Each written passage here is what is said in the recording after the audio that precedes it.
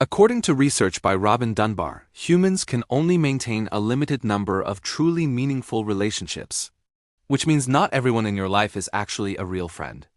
Some people are just passing through, and the hardest part is, fake friends don't look fake. They blend in.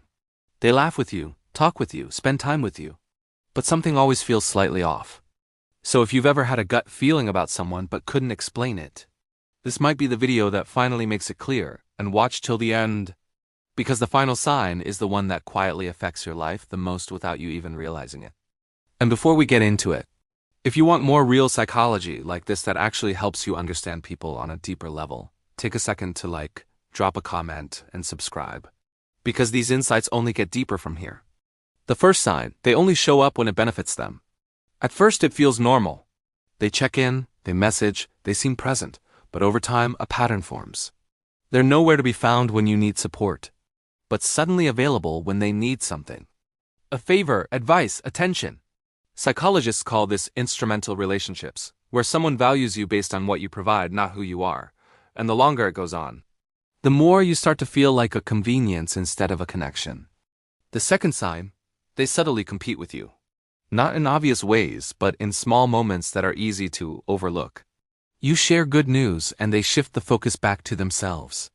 You achieve something, and they downplay it or compare it. This connects to social comparison theory by Festinger, which explains how people measure their worth against others. But real friends don't feel threatened by your growth. They feel proud of it. Fake friends? They feel the need to keep up with it. The third sign, they gossip about others constantly. At first, it can feel like bonding, like you're being trusted with inside information. But what you're actually seeing is a pattern of broken trust. Because if someone speaks about everyone else behind their back, it's only a matter of time before they do the same to you. Research in social psychology links frequent gossiping to insecurity and social positioning. Real friends protect your reputation. Fake ones trade it. The fourth sign, they invalidate how you feel. You open up about something real, and instead of understanding, you get dismissed.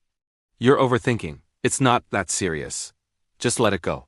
Over time, this does something subtle. It makes you question your own emotions. Studies on emotional validation show that feeling heard is one of the strongest foundations of trust in relationships. Without it, you slowly stop opening up, not because you want to, but because it no longer feels safe. The fifth sign, they disappear when life gets difficult. When everything is easy, they're around, but when things get heavy, they fade. No support, no presence, no effort. And this is where the difference becomes clear. Because real friendships are strengthened during hard times, not abandoned. Research consistently shows that strong social bonds are built during stress and vulnerability. So if someone disappears when you need them most, that absence tells you everything. The sixth sign, they keep everything surface level. You can talk for hours, but somehow never about anything real. No depth, no vulnerability, no meaning. And while some people take time to open up, fake friends often avoid depth completely. Because real connection requires emotional investment, and they're not willing to go there. So the relationship stays stuck on the surface and never becomes anything more. And the final sign, the one most people miss, you feel drained after being around them, not always instantly, but over time. You feel slightly tense, a bit off, less like yourself. You replay conversations, overthink what you said, question how you came across. Psychologists sometimes refer to this as emotional incongruence. When someone's outward behavior doesn't match their underlying intentions, and your brain picks up on it, even if you can't explain why. So if you've noticed even a few of these signs, don't ignore it. You don't need to cut people off overnight, but you do need to start paying attention.